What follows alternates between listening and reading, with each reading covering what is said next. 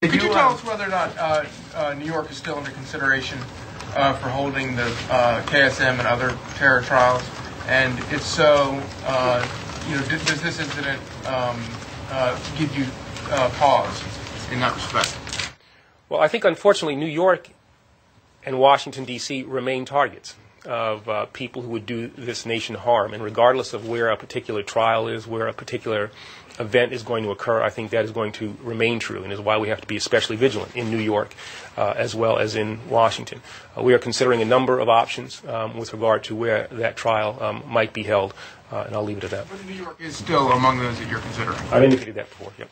And Commissioner Kelly, could you address whether this incident highlights any additional vulnerabilities in Midtown? Should there be more cameras? Should there be additional resources put towards that? Well, we had a lot of police officers and have today certainly on patrol in Times Square.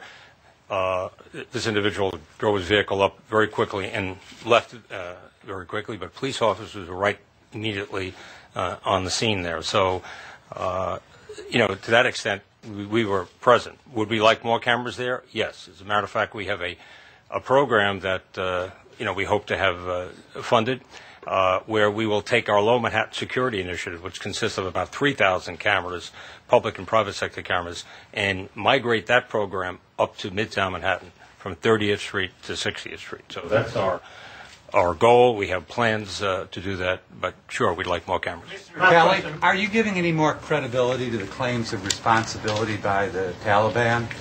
Well, I would refer that to other people in the panel here.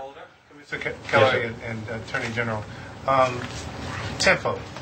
Are we in a heightened state now? We had the underwear bomber case. We had the Zazi case targeting the subway system. And for 8 years, it didn't seem like we had this pacing of terrorist attempts that were in sort of the final stages. Is it your sense that we're in New York City, we have had now 11 plots directed at the city since September 11th. So we always see ourselves in a fairly high pace. To a certain extent, nothing has changed in that regard of people coming to New York or planning to come to New York and trying to hurt us, trying to kill New Yorkers.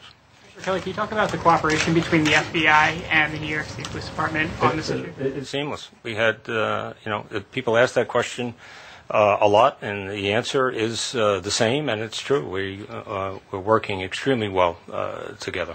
Mr. Attorney General, you referred to this as a terrorist plot. Can you give us any idea of whether we're talking about 3 people or more, or, for example, an internationally known terrorist group being part of this?